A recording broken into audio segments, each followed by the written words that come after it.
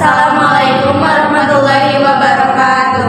Kami dari kelompok 6, hari ini kami akan mempresentasikan materi mengenai respirasi dan kampanye anti narkoba. Perkenalkan, saya Sadlana Mira Zahra, Saya Siti Marini. Saya Siti Sipia. saya Cynthia Padilla, dan satu orang teman kami yang tidak hadir karena sakit, yaitu si Pak Angelina. Selamat menyaksikan. Nah, jadi teman-teman, sekarang aku bakal menjelasin materi mengenai poster ini, yaitu poster kampanye anti rokok. Nah, sudah ada tulisannya, yaitu berhenti menikmati rokok sebelum merokok menikmatimu. Di sini juga sudah terdapat gambar-gambar mengenai bahaya dari merokok dan berbagai penyakitnya, yaitu yang pertama ada penyakit paru-paru, yang kedua ada gigi kuning, yang ketiga penyakit otak, yang keempat penyakit gastrointestinal, dan yang kelima adalah penyakit jantung. Langsung saja ke penyakit yang pertama, yaitu penyakit paru-paru. Nah, jadi zat kimia yang terkandung dalam rokok dapat merangsang sel-sel membran menghasil lendir menjadi lebih produktif. Akibatnya, jumlah lendir yang diproduksi semakin banyak sehingga menimbulkan lapisan tebal yang mengelilingi paru-paru. Lalu pada penyakit kedua ini adalah rokok ini menyebabkan gigi kuning. Jadi, gigi perokok cenderung menguning karena pengaruh nikotin dan tar di dalam rokok. Ketika rokok dihisap atau sekedar diletakkan di dalam mulut, nikotin dan tar dapat masuk ke rongga mulut dan lapisan terluar gigi, yaitu email. Inilah yang mengakibatkan gigi tampak lebih kuning. Lalu penyakit ketiga ini adalah penyakit otak. Jadi rokok ini dapat menyebabkan penyakit otak karena peningkatan risiko demensia yang mempengaruhi ingatan, kemampuan berpikir, keterampilan bahasa, penilaian, dan perilaku. Dalam studi juga, perokok 30% lebih mungkin untuk mengalami demensia. Lalu penyakit keempat ini adalah penyakit gastrointestinal. Nah, jadi pengaruh rokok pada penyakit gastrointestinal ini adalah akibat merokok, sphincter esofagus dapat melemah dan mengalami gangguan fungsi. Hal ini membuat asam lambung lebih mudah naik ke arah kerongkongan sehingga memicu gejala GERD seperti heartburn. Dan penyakit terakhir yaitu ada penyakit jantung. Jadi rokok ini juga memicu untuk terjadinya penyakit jantung pada manusia. Jadi pengaruh rokok pada penyakit jantung ini adalah ketika seseorang menghisap rokok, asapnya masuk ke dalam tubuh. Asap ini yang membawa zat-zat berbahaya tersebut. Contohnya dengan merokok, ada karbon monoksida yang masuk ke dalam darah. Nomor 1. Jelaskan bagaimana respirasi pada hewan invertebrata dan vertebrata. Sistem pernapasan hewan invertebrata. Yang pertama ada sistem pernapasan pada porifera. Udara pernapasan berlangsung di sel-sel leher yang bersentuhan dengan air. Oksigen yang diambil oleh porifera berasal dari oksigen yang terlarut di dalam air. Yang kedua ada sistem pernapasan pada belalang. Udara masuk melalui 4 pasang spirakel, kemudian menuju pembuluh trakea. Selanjutnya, pembuluh trakea bercabang lagi menjadi cabang halus yang disebut tracheolus. Dengan demikian, oksigen dapat mencapai seluruh tubuh bagian dalam oleh otot perut, abdomen. Berelaksasi, volume trakea normal sehingga udara masuk, dan sebaliknya otot abdomen berkontraksi, volume trakea mengecil, udara keluar.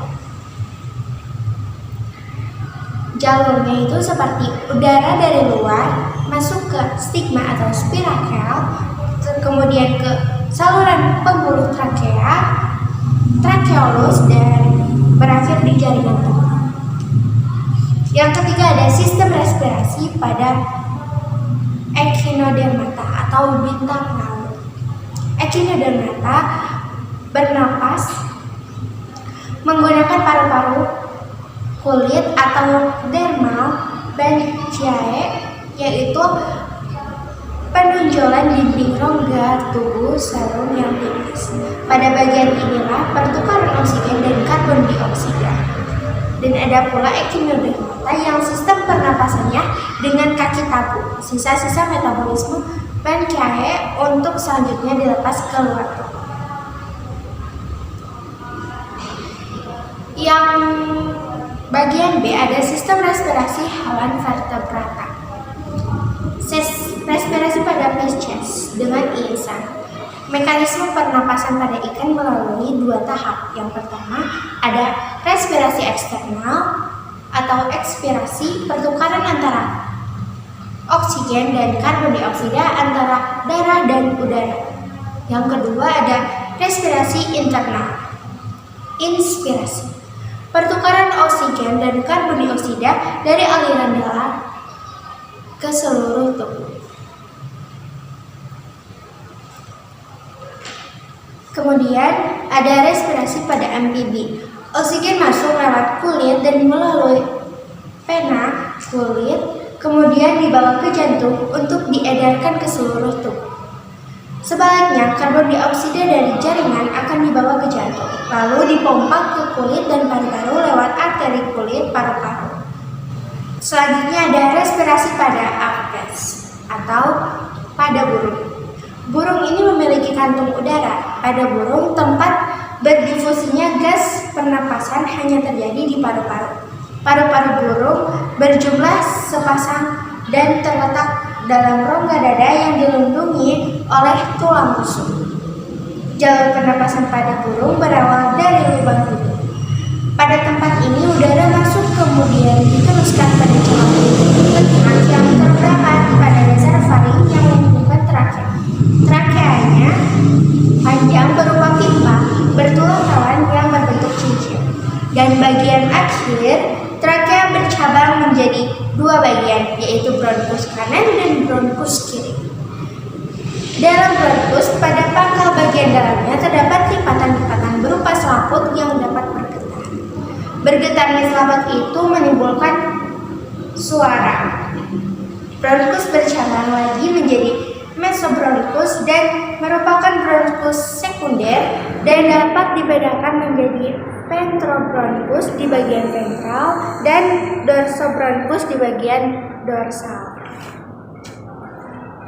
Dan yang terakhir ada respirasi pada reptilia. Paru-paru reptilia berada dalam rongga dan dilindungi oleh tulang rusuk. Paru-paru reptilia lebih sederhana yang dengan beberapa lipatan dinding yang berfungsi memperbesar permukaan pertukaran gas. Pada reptilia, pertukaran gas tidak efektif. Pada kadal, kura-kura, dan buaya, paru-paru lebih kompleks dengan beberapa belahan-belahan yang membuat paru-parunya bertekstur seperti spons. Paru-paru pada beberapa jenis kadal, misalnya bunglon Afrika, mempunyai pundi-pundi hawa cadangan yang memungkinkan hewan tersebut melayang di udara. Selanjutnya ada soal nomor 2, yakni gambarkan sistem respirasi pada manusia. Jadi beginilah gambarnya. Nah, jadi sistem respirasi pada manusia ini terbagi menjadi beberapa bagian. Yang pertama ini paling atas ada rongga hidung, lalu di bagian depannya ada lubang hidung, di bagian bawahnya ada rongga mulut, lalu di bagian belakangnya ada tenggorokan bagian atas atau faring. Lanjut ke bagian bawah, di sini ada kotak suara atau laring, di bawahnya lagi ada batang tenggorokan atau trakea. Nah, di bawah sini terdapat seperti dua buah seperti ini. Nah, yang kiri ini disebut bronkus kiri, sedangkan yang kanan disebut bronkus kanan. Lalu ini gambar ini itu adalah paru-paru kiri atau pulmo kiri, sedangkan yang ini itu adalah paru-paru kanan atau pulmo kanan. Dan di bagian paling bawah dari sistem respirasi pada manusia ini ada diafragma. Nomor 3. Jelaskan perbedaan respirasi internal dan eksternal. Jadi perbedaannya adalah respirasi internal adalah jenis respirasi yang melibatkan pertukaran oksigen juga karbon dioksida yang berlangsung antara darah pada kapiler dengan sel-sel yang ada pada jaringan tubuh. Respirasi eksternal adalah respirasi yang terjadi di dalam organ paru-paru. respirasi ini berlangsung di dalam alveolus yang mana terdapat pertukaran antara oksigen dan karbon dioksida yang melibatkan darah yang ada di dalam kapiler. Sedangkan respirasi internal terjadi perombakan makanan atau oksidasi makanan yang menghasilkan energi yang terjadi di dalam sel, tepatnya di mitokondria. Sedangkan respirasi eksternal terjadi pertukaran udara yang mengandung O2 dan CO2 yang terjadi dalam alveolus. Nomor 4, jelaskan jalannya proses pernapasan dada dan perut inspirasi dan ekspirasi. A. Proses pernapasan pada dada. Proses inspirasi pada pernapasan dada yaitu proses yang terjadi antara otot, tulang rusuk keluar berkontraksi. Tulang rusuk terangkat, volume rongga dada membesar, paru-paru mengembang, tekanan udara menjadi lebih kecil. Proses ekspirasi pada pernapasan dada. Proses yang terjadi adalah otot antar tulang rusuk luar berelaksasi, tulang rusuk akan tertarik ke posisi semula, volume rongga dan dada mengecil, tekanan udara rongga dada meningkat, tekanan udara dalam paru-paru lebih tinggi dari udara luar. Akibatnya, udara keluar. B. Proses pernapasan pada perut, yaitu proses inspirasi pada pernapasan perut. Proses yang terjadi yaitu otot diafragma berkontraksi. Diafragma mendatar dan mengakibatkan volume rongga dada membesar. Kemudian tekanan udara mengecil diikuti dengan paru-paru yang mengembang sehingga tekanan udaranya lebih kecil. Proses ekspirasi pada pernapasan perut. Proses itu dimulai dari otot-otot diafragma berelaksasi dan otot dinding perut berkontraksi sehingga menyebabkan diafragma terangkat dan melengkung, menekan rongga dada, kemudian volume rongga dada mengecil dan tekanannya meningkat sehingga udara dalam paru-paru keluar. Jelaskan tentang kapasitas paru-paru, volume udara komplementer, suplementer, residu, dan kapasitas vital dan total paru-paru. Yang pertama ada kapasitas paru-paru. Volume dan kapasitas paru-paru pada setiap orang tentunya berbeda, tergantung pada beberapa faktor, misalnya jenis kelamin, usia, postur tubuh, kebiasaan merokok, kebiasaan berolahraga, ketinggian daerah tempat tinggal, kekuatan bernapas, dan cara bernapas. Peter Real, atlet Olimpiade dayung, tercatat sebagai orang yang memiliki kapasitas paru-paru total tersebut, yaitu 11,68 liter. Volume dan kapasitas paru-paru dapat diukur dengan menggunakan alat spirometer. Yang kedua ada volume udara komplementer, yaitu volume udara yang masih dapat dimasukkan secara maksimal setelah bernapas secara inspirasi biasa, yang besarnya sekitar 1500 cc atau 1500 ml. Yang ketiga ada udara suplementer. Udara suplementer atau udara cadangan ekspirasi adalah volume udara yang masih dapat dikeluarkan secara maksimal setelah mengeluarkan napas secara ekspirasi biasa, yang besarnya lebih kurang 1500 cc atau 1500 ml. Kemudian ada kapasitas residu fungsional, adalah jumlah udara sisa dalam sistem respirasi setelah ekspirasi normal, sama dengan volume residu ditambah volume cadangan ekspirasi. Kapasitas residu fungsional pada laki-laki dewasa sekitar 2400 ml, sedangkan pada wanita sekitar 1800 ml. Yang kelima ada kapasitas vital. Kapasitas vital adalah jumlah udara maksimal yang dapat dikeluarkan dengan kuat setelah inspirasi maksimum atau sama dengan penambahan volume tidak. Volume cadangan inspirasi dan volume cadangan ekspirasi. Kapasitas vital pada laki-laki dewasa sekitar 4.800 ml, sedangkan pada wanita sekitar 3.100 ml. Yang terakhir ada kapasitas total paru-paru, adalah jumlah total udara yang dapat ditampung dalam paru-paru atau sama dengan kapasitas vital ditambah volume residu. Kapasitas total paru-paru pada laki-laki dewasa sekitar 6.000 mili, sedangkan pada wanita dewasa sekitar 4.200 mili. Soal yang keenam, jelaskan jalannya pertukaran gas-gas antara udara alveolus dengan darah dan pertukaran gas-gas dari darah dengan jaringan tubuh. Jawabannya, pertukaran O2 dan CO2 dalam kapiler terjadi secara difusi di alveolus dan sel-sel jaringan tubuh.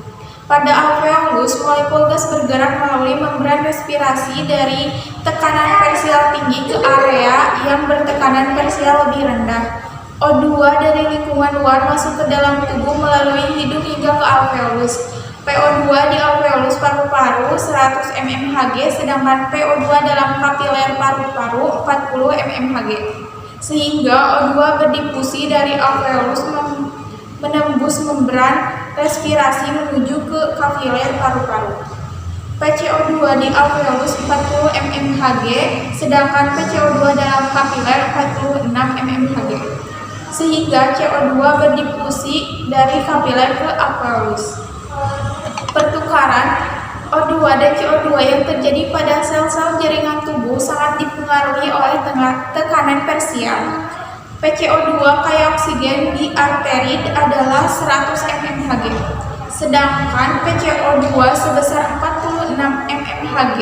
Sel jaringan tubuh mempunyai PCO2 sebesar 40 mmHg dan PCO2 sebesar 46 mmHg.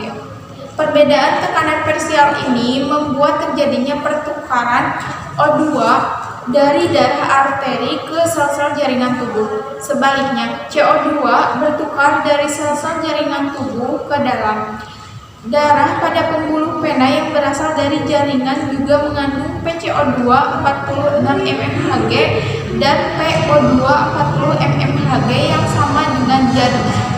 7. Tuliskan kelainan dan gangguan pada sistem respirasi, yaitu ada tuberkulosis atau TBC, yang kedua ada faringitis, yang ketiga ada difteri, yang keempat ada pneumonia atau radang paru-paru, yang kelima ada hiperkapnia, yang keenam ada kanker paru-paru, yang ketujuh ada hipoksemia, yang kedelapan ada aspiksia, yang kesembilan ada penyakit pulmonar obstruktif menahun atau PPOM, yang ke-10 ada dyspnea atau sesak napas, yang ke-11 ada apnea tidur, dan yang ke-12 ada influenza, parainfluenza, sindrom batuk pilek, flu burung, dan SARS. Selanjutnya soal yang terakhir, jelaskan bahaya rokok bagi kesehatan. Jawabannya, asap rokok mengandung kurang lebih dari 4.000 bahan kimia yang 200 jenis diantaranya beracun dan 43 jenis lainnya dapat menyebabkan kanker bagi tubuh. Beberapa zat di dalam rokok yang sangat berbahaya yaitu sebagai berikut. Yang pertama, nikotin. Nikotin merupakan zat kimia yang bersifat sangat toksik atau beracun. Dapat merusak jantung dan sirkulasi darah serta bersifat karsinogen karena mampu memicu kanker paru-paru. Dosis 60 mg pada orang dewasa dapat menyebabkan kegagalan bernapas yang berdampak kematian. Yang kedua, tar. Tar adalah substansi hidrokarbon yang bersifat lengket dan menempel pada paru-paru. Tar dapat merusak sel paru-paru dan menyebabkan kanker. Yang terakhir, karbon monoksida. Karbon monoksida adalah gas beracun yang dapat mengakibatkan berkurangnya kemampuan darah mengikat oksigen. Itulah soal-soal yang dapat kelompok kami jawab. Sekian presentasi dari kami mengenai materi respirasi dan kampanye anti narkoba. Mohon maaf apabila ada kesalahan dan kekurangan. Wassalamualaikum warahmatullahi